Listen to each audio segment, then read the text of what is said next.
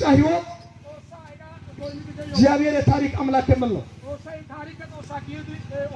ያነበብኩት ክፍልም እግዚአብሔርን የሚፈሩ በመንገዶቹም የሚሄዱ እነሱ የተባረኩ ናቸው። መንገድ ካልቀየር ተባረካ። ብዙ ሰዎች መንገድ ይቀይራሉ። ስኬት መንገድ እንድትቀይር ያደርጋል። ማጣት መንገድ እንድትቀይር ያደርጋል። ፖዚሽን ወይም ስልጣን፣ ደረጃ መጨመር፣ እድገት መጨመር፣ ኑሮ መቀየር፣ ከገጠር ከተማ መግባት፣ ጥሩ ቤት መስራት፣ ጥሩ ኑሮ መኖር፣ ልጆች ጥሩ ቦታ መያዝ፣ ብዙ ሰዎች መንገድ ይወርዷቸዋል። ትናንትና ከቶ ይጸልዩ የነበሩ ሰዎች ዛሬ ጸሎት አቁሟል።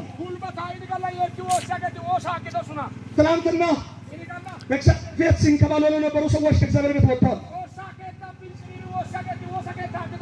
ትናንትና እኩለ ሌሊት ላይ ተነስቶ የሚጸልዩ ሰዎች ጸሎት አቁሟል። ትናንትና ቤተሰብ ቀድሞ የሚገቡ ሰዎች ከኋላ መሆን ጀምሯል። መጽሐፍ ግን ምን አለ? እግዚአብሔርን የሚፈራ በመንገዶቹም የሚሄድ ተባርኳል። ምስጉን የሚለው ቃል የተባረከ የተመሰገነ ማለት ነው። ምስኪን ከሚለው ቃል ይለያል። ምስኪን ማለት የተጎዳ፣ የተጎሳቆለ፣ የተመታ የተጎሳቆለ ማለት። ምስጉን የሚለው ቃል ግን ተባርኳል። መንገዱን ያልቀየረ ሰው ተባርኳል። መባረክ ማለት ነው። መኪና መግዛት፣ ቤት መስራት፣ ከተማ ላይ መኖር፣ አሜሪካ መኖር፣ አዲስ አበባ መኖር፣ አውሮፓ መኖር፣ ፎቅ መስራት ነው እንዴ? አይመስልም።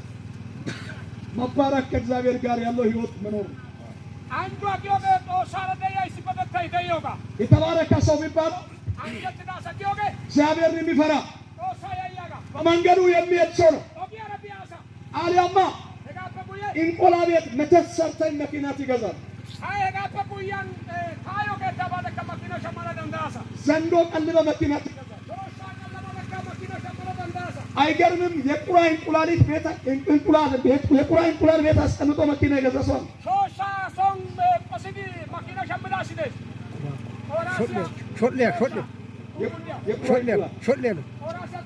የቁራ እንቁላል ታውቃላችሁ?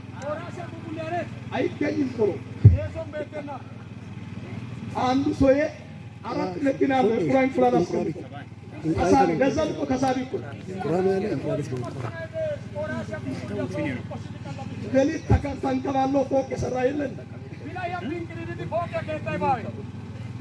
እንቁላሉ ሲሰበር ሌላ ለመተካት ፍለጋ ሄደ።